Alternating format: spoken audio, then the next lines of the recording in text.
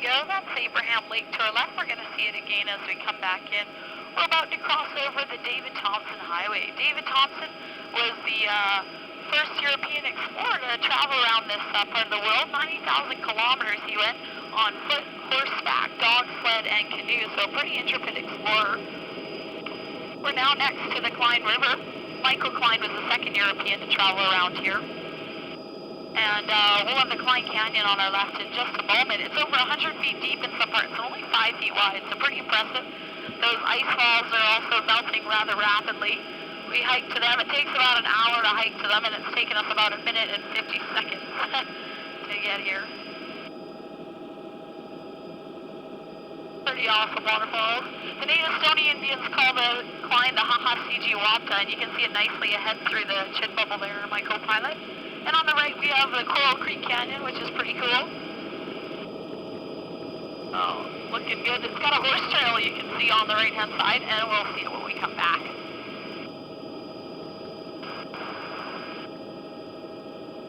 So let's get to know each other a little bit on this part. What's my co-pilot's name? Chris. Chris? Alright, cool. And behind the co-pilot, what's your name, ma'am? Judy. Judy, okay, great. And behind me, who do we have? And I'm Doug. Okay, Chris, Judy, and Doug, and I'm Chinook. Where are you guys from? Chicago. Chicago. A couple Americans, or a few Americans. Very good. Been to Chicago once, but it was the middle of the night. I was on a rugby trip, and we just passed through because we needed to go to Rochelle. And if I can advise anybody, there's no reason to go to Rochelle unless you're going to go for a rugby tournament.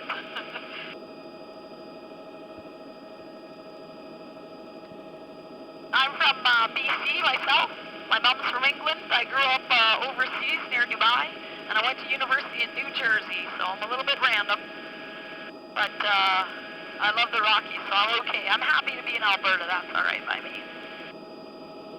Anyway, I'll tell you a little basic history of these mountains.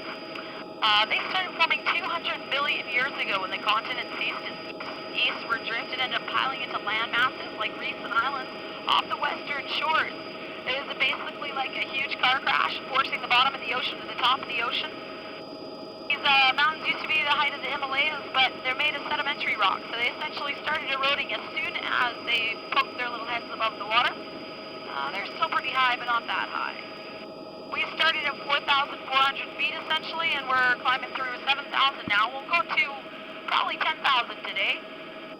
That's above sea level, of course.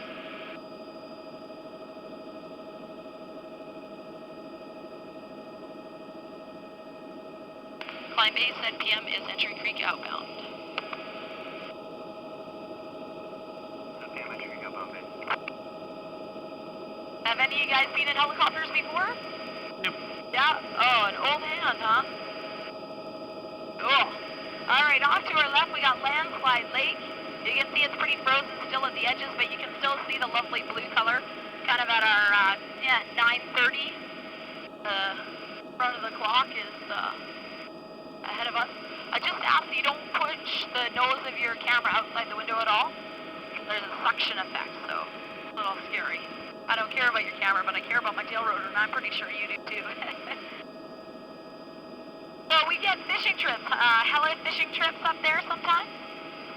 But it's been kind of too frozen for us to be able to do them these days.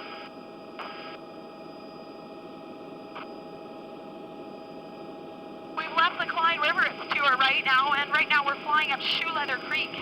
It's named for a bunch of mountaineers. They tried to summit the peaks up ahead to our about our 1 o'clock. They failed miserably because their shoes fell apart, but it didn't stop them being able to name the creek. I don't know how that works, but next year they came back and managed to summit it. When they found some white goats at their base camp, they renamed the peaks the White Goat Peaks. Those are straight ahead of us now. We'll see them quite nicely. One of them's harboring our first glacier that we can sort of see today.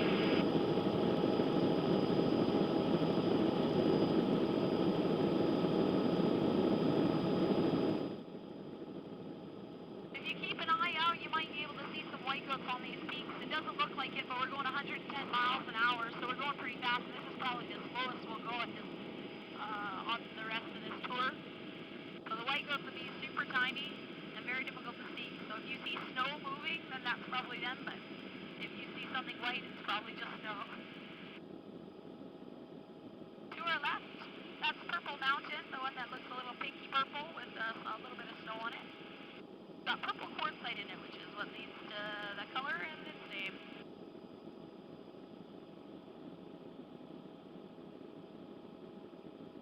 Is everybody doing all right in the back? Smile. All right, good. So to our right, we have the Billy Goat Glacier, just a little bit poking out under the snow there. It's got the typical blue color and the dirty color. Glaciers are very sort of destructive, or just powerful, I would rather say. They carve basically all of these valleys. As they head down with gravity and with the force of the snow on top of them, they come down the mountain and scrape up the side of it, taking with a lot of silt, which is a very fine powder we call rock flour, or glacial silt. Ends up in the rivers and then the lakes. Some of it sediments out, the rest of it reflects the blues and the greens. Looking to your left, you'll see probably our most impressive glaciers for today, the Lion and Lioness. They're hanging off the side of the mountain, out the side windows there, hanging off Mount Resolute, and they can be seen sort of year-round. You can see that blue color, that thick ice, and that's just, they're hanging off the side of the mountain. You can see them the whole time. Some Tarn Lakes ahead of us that my co-pilot can see, and maybe you'll see when we go across this path. My base NPM is climb pass outbound for the Wilson. This is Mount Klein, and this has the Klein Glacier in it as well. We're coming over Klein Pass. It's at 9,000 feet. We're at about 9,700 feet. There's a Tarn Lake kind of below you, sir. You can see it on the right. Ma'am, you can probably see it on the left there. Oh, yeah. We're crossing the pass at a little bit of an angle, just to keep it safe. We're coming into a huge sort of U-shaped valley. This is a big bowl scraped out by a glacier during the last ice age, 12,000 years ago. All that's left is this little hanging remnant right here. And it's pretty. Got a really neat waterfall on our right. We'll see it again as we come back, but for those of us on the right-hand side, this is our best view. We'll see it really nicely on the left-hand side, though, in a moment. We're at almost 10,000 feet, and this is as high as we're going to be today. Got a little bit of layer, but yeah, we can see the Wilson Icefield, which is clear, so I'm heading for it. We got Mount Columbia at our 2 o'clock, and it's behind a hill, but in a moment I'll point it out to you. Got the Lyle Icefield at our 1 o'clock. You can see that kind of hanging down. Yeah, we can even see a little touch of the Freshfield Icefield in the distance to the left. There's Mount Columbia at 2 o'clock. It's got its nose in the clouds, but it's an ice cream cone. You can see that. That's in the Columbia Icefield.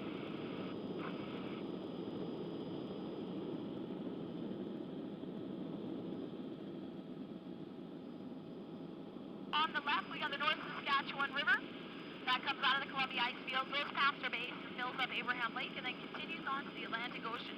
That's down at about 4,000 feet, so we're about 6,000 feet above it right now. And you can see a recent burn that we had down there. You can see sort of black and brown, and there was still some smoke coming off, but we can smell it today.